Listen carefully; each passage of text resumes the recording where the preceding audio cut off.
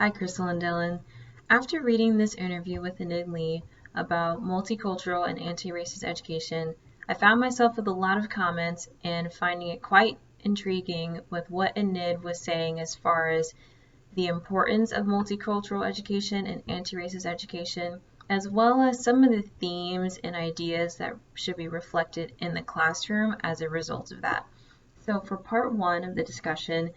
I would say that I never really thought of the terms multicultural and anti-racist as being interchangeable. I kind of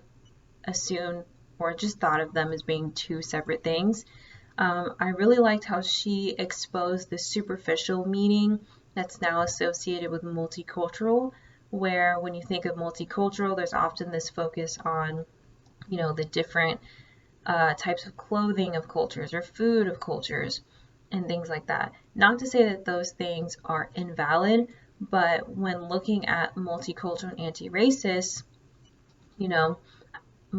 that superficial meaning of multicultural doesn't really address some of the disadvantages that people of ethnic minorities have experienced, as well as the discrimination that they've experienced, among many other negative things. So I really like how she exposes that, because that aspect of it I never thought of. I just always thought of multicultural anti-racist as being two valid but more separate things, versus now when they're combined into this one more anti-racist focus, it makes a lot more sense. I just never thought of it before. With that being said, I really like how she goes into detail as far as classroom application and explaining the classroom application of anti-racist curriculum and multiracial curriculum as well, and just what that could look like on a day-to-day basis. Because while it's really important to talk about these concepts, I feel like if they're never really provided with examples and how you can implement them in the day-to-day, it kind of just gets lost in translation.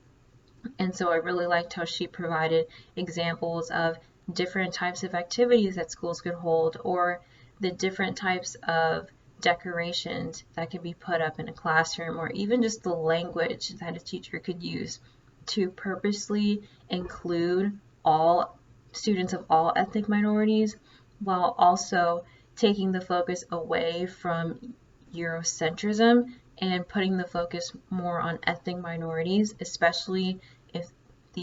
this classroom consists of students from across multiple ethnic minorities. As a whole, I would say that I've definitely thought of the concepts of anti-racism and multicultural education before, just because, like I said, I'm interested in pursuing this route as an educator. So I've done my own research as far as classroom models and things like that, and educational philosophy for what I want to implement in my classroom. And I've also taken another racial and ethnic relations course through USF where we examined all of these concepts. So like I said, this was just another reiteration of anti-racism, multiculturalism, but from a little bit different perspective that was still really valuable. With that being said, if I had any questions for Enid Lee, I would ask her how to address negative feedback from parents or administration about multiracial education or anti-racist education being considered under critical race theory, or otherwise called CRT, and how to address those comments, whether they should be addressed at all, just how exactly to go about that, because I feel like when it comes to anti-racist education, that for whatever reason is the biggest association between the two, that having a classroom modeled to emphasize ethnic minorities and to focus on anti-racism, which means exposing issues of discrimination in the United States, somehow translates to critical race theory. And so there's just this really weird connection between the two. So I would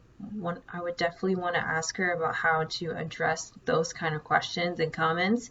especially as an educator, whether they're coming from administration or parents, and just things like that. Lastly, I would say that I want to thank the author. I want to thank the interviewer, Anid Lee, just for her contributions to the field of education, her contributions to teachers as they're looking to implement anti-racist education in their classrooms and curate curriculums that are focusing on anti-racism and multicultural education. I'd want to thank her for her time and her efforts in her career in getting up to this point, and really just inspiring another generation of educators and students, students who are being taught these anti-racist ideas and philosophies, but also educators such as myself, future educators, who are looking to teach the next generation these themes and these ideas. So I hope this helps you in your responses to the discussion, and have a good one.